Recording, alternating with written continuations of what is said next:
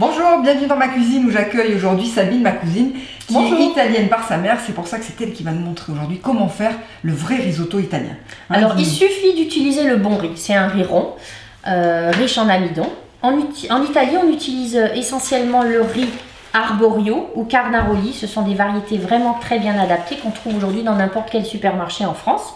Et si vous avez la chance d'avoir près de chez vous un magasin spécialisé dans la restauration ou une épicerie fine italienne, vous pourrez acheter Acquerello, c'est la Rolls des riz à risotto. Alors une fois qu'on a ce riz rond, il nous faut maintenant deux ingrédients essentiels pour que notre riz soit crémeux, Sabine. Exactement. C'est le beurre et le parmesan. Voilà, et surtout pas de crème fraîche ou de mascarpone. D'accord. Ensuite, un bouillon de légumes maison si c'est possible, du vin blanc sec, des oignons, un petit peu de sel, un petit peu de poivre évidemment pour le risotto d'aujourd'hui, et bien du safran, en plus qui vient de chez nous, de Provence. Voilà, on a tout ce qu'il faut. On a tout ce qu'il faut. C'est parti maintenant, on y va.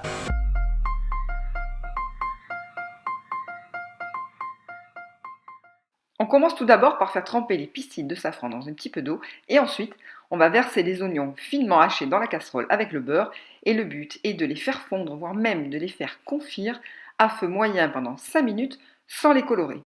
On verse ensuite le riz sur les oignons et on mélange les deux et vous allez vous apercevoir qu'au bout de quelques minutes, 3-4 minutes, les grains de riz vont commencer à être partiellement translucides. C'est le moment de verser donc le verre de vin blanc que l'on va laisser cuire à feu moyen quelques minutes jusqu'à complète absorption.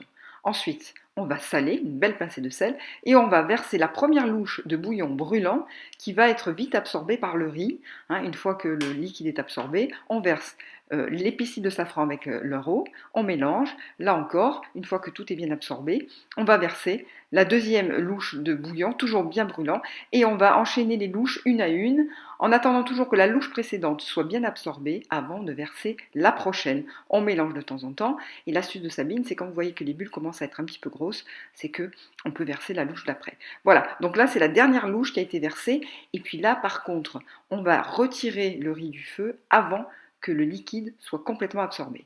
Parce que le temps de verser le parmesan râpé, et de mélanger intimement les deux pendant quelques minutes, le riz va continuer de cuire et absorber le reste de liquide. Et il va comme ça avoir la bonne texture, ni trop cuit, ni trop al dente.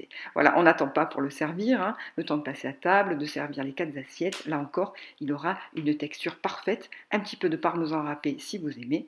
Bon appétit!